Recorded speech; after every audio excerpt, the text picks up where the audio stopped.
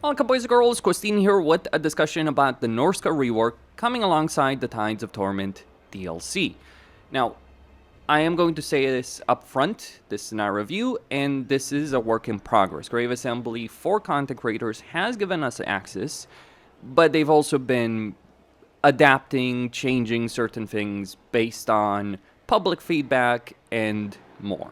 So keep in mind what you're watching is not the final version of things. So let's consider the Norska situation. One of the key aspects of Norska is how they used to play compared to how they play now. See, the way a Norska campaign would play out, you would go attack a settlement, and what you would do is you would sack it one turn for the money because Norska's economy couldn't support a lot of income, even with ports. So you would sack it, then next turn you would raise it, and then you'd also occupy it. They have changed that dynamic around, though perhaps not necessarily in the way it should have been. So you still want to sack it, but then the options have flipped around.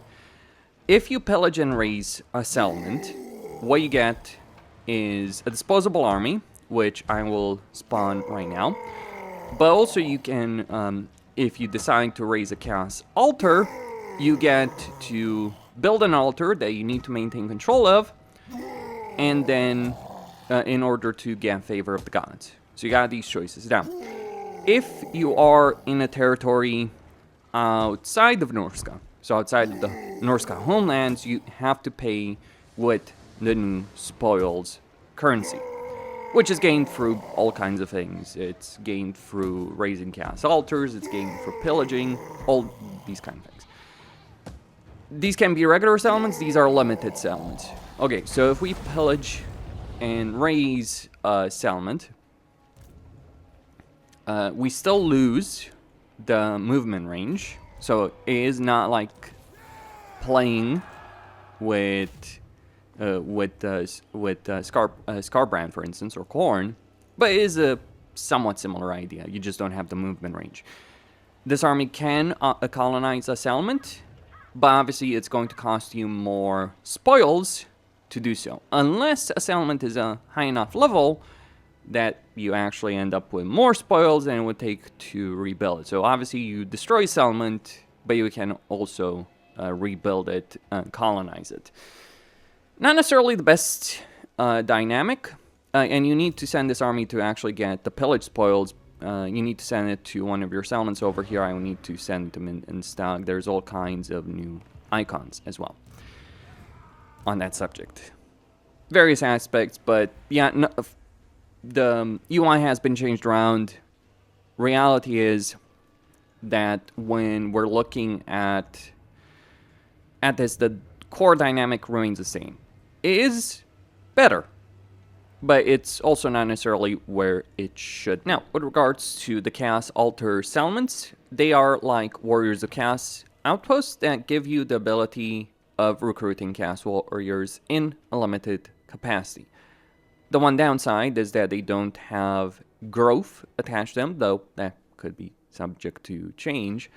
But really, if you're taking one of these for yourself, you gotta weigh the fact that you're not gonna get as much growth in that province as if you just built a regular settlement. So it is that kind of dynamic that you will be dealing with as a player constantly throughout the campaign.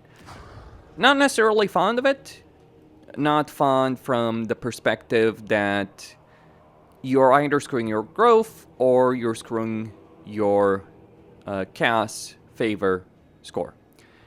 The chaos favor score, when we're looking at it, what it does gives you all kinds of benefits similar to what it was before. Not the greatest benefits.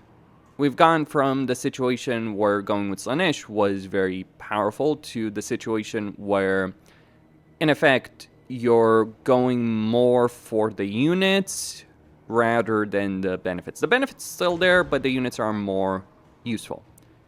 You get Chaos Warriors of Khorne, with dual weapons, you get Chaos Warriors of Tzeentch with halberds, you get Chaos Warriors of Nurgle. My perspective, Nurgle and Tzeentch, best ones just because of the units. But, of course, there are different benefits, pros and cons. Just keep in mind, like, I would say Khorne and Nurgle really good for the units. Tzeentch good for line holders if you're dealing with cavalry, so it depends on the kind of enemies you're dealing with. Slaanesh is roughly the worst from the perspective that Chaos Warriors of Slaanesh with Hell Scourges are just not really great. But it does give you that upkeep benefit and physical resistance to all characters, so essentially pick your poison with regards to that. So yes, you can, when playing a campaign as the Norskans, if I just go and recruit a Lord, the Marauder Chieftain, we'll get into those in just a bit. When you recruit a Lord and just go to a province, you can get Chaos Warriors. It does kind of make a lot of the Norska roster redundant, and it does mean that when you're playing Chaos Warrior campaign, major settlement tiers don't matter as much because you can just keep getting Chaos Warriors and you can maintain quite a few armies of them and then stack them up with other units, other regular Norscan units. Okay. What about regular settlements when we're looking at them? The kind of changes that they've made for those regular settlements. Well, certain things have been shifted around. The first stash chain has been now grants income, and it's been buffed, and growth as well. There's also new types of building tiers which cost spoils to get. Some of these great, some of these not so great. I would say they're really useful for regular recruitment. So Marauder Champions are no longer a tier 3 unit unless you spend spoils, which probably you would if you want to recruit them. It's not really that expensive. Depends on the kind of difficulty you're playing on, because higher difficulty means AI gets settlements higher, means you get more war spoils. It is that cycle. One of the problems from my perspective, and the key issue, is that the hero tier situation has remained the same. So Bale Fiends and Shaman Sorcerers and their hero capacity still remains at the same tier. The benefit, of course, is you can actually get War Mammoths at tier 4, for instance. Though, how much you realistically would be playing a campaign at tier 4, especially when your growth can be neutered, that's a bit of a question. Like, for instance, over here, turn 36 campaign, I focused heavily on growth in this province to a fairly large extent, except this settlement, but even then that's made up from one of the unique buildings Throgg has, and still just really there at tier 4 going for tier 5. One of the problems really with the way Crave Assembly handles certain things. But yes, the buildings have been updated. Great for units, not so great for heroes. And also regards to units, you do have a situation where you do get trolls fairly quickly, and you end up in the state of affairs that the combination of trolls plus javelins, Marauder Hunters plus trolls just equals a really good combination that invalidates a lot of the roster until you can recruit Chaos Warriors. So, a bit redundant with some of the things that you've done. Now, in terms of some other things that they've done, they have given Legendary Lords unique research. So, for instance, Throgg gets loyalty to royalty system. And then you have the Ways of the Monstrous Horde as well. A couple of other things is available for him. And there's, of course, aspects specific to the Lord that you're going to play, small differences. Another big system is going to be with the monster hunts. It has been changed. It's still in a bit of a way similar to where it was before, though more similar to how things worked in Troy Mythos, where you would start an adventure, you would have to go to certain places in that tab in order to be able to complete said adventure. Now, here it's more on the map in itself. where you just pick someone, it gives you a location, you go there, you get an event, or you get the battle in itself. That's how the system does work at the moment for Norska as a whole. It is grinding, however, and the grind, and I think the part where Creative Assembly missed it, is the fact that they just thought, oh, we'll do a grind system, we'll implement a bunch of quest battles, and then what will happen is people will just play these battles once manually, and then probably just get an auto-resolve mod and move on with them.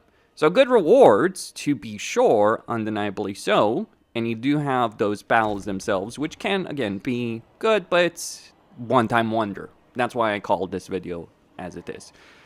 Just that one system that looks good on paper, CA did it, and then they thought, oh, this is going to be great. It's not going to be great for repeat playthroughs. That's what I would say with regards to it. Not bad. Could just use an auto-resolve system for the battles and, you know, just a better way of interacting. The battles themselves aren't long, they're fast, but all the same. Now, for Throgg specifically, you have the ability of creating a troll kingdom. Now, what does that look like in terms of troll kingdoms? Well, you have a troll kind resource, which you gain from buildings and units. Having those buildings and units, maybe a couple of other things. So, troll kind units, buildings you can construct in both major and minor settlements, including the Norska outpost. So when we look at outposts, the minor settlements, we do have the troll tunnels. And when we look for the major settlements, we do have the Great Fortress ruins right here available. So these gives you troll kind per turn. What do you use troll kind for is the question.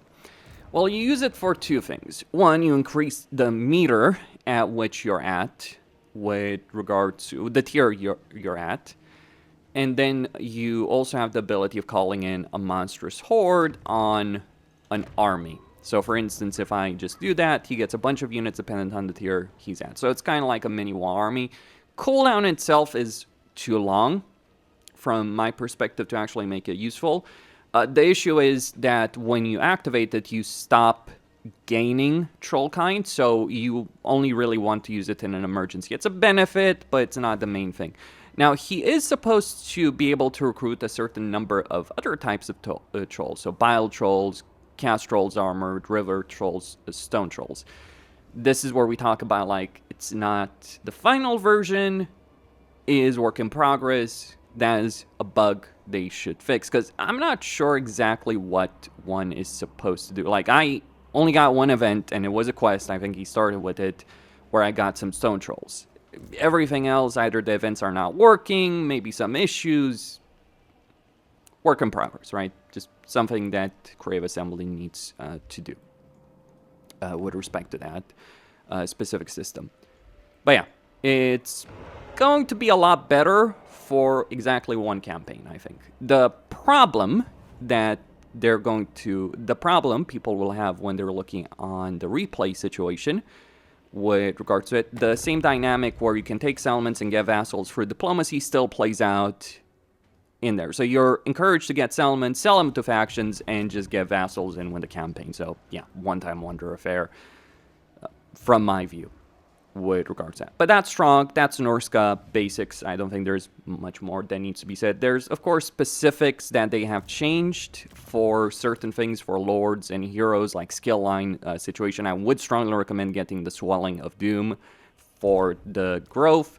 But when we look at heroes, when we look at lords, you can recruit, if I just go back to the settlement, because I did reload the save. When we look at, for instance, Marauder Chieftains, we now have the proper melee skill line with some of the choices over here changed. So Marauder Chieftains, even if you're not going to get the Tides of Torment DLC, still have been made significantly better. But core dynamic, it's a one-time wonder. It's not the pure misery, I would say, that was playing Norska before, but work in progress from my view. Some things could be changed, some things could be tweaked, adjust, improved from my view. Now, let's take a look at Wulfrik's situation and what he has to deal with. Now, as for Wulfrik, when we're looking at his campaign situation, there's, of course, a couple of changes, as I said, with regards to the research tree, certain unique things in his situation. One of the important changes, though, is not going to be with regards to the campaign effects. It's going to be with regards to his ability to travel via sea. Like, you pick a settlement that has a port, and you can instantly teleport it both across Norska or any settlement that you can see as well. Now, he does start in Lestria. You do start with a settlement in Norska that you can go for, or take the money and just return to Norska later on with Wulfrik, because he's got that kind of teleportation. So he's really playing out that wanderer situation. Perhaps in a better way from the perspective that he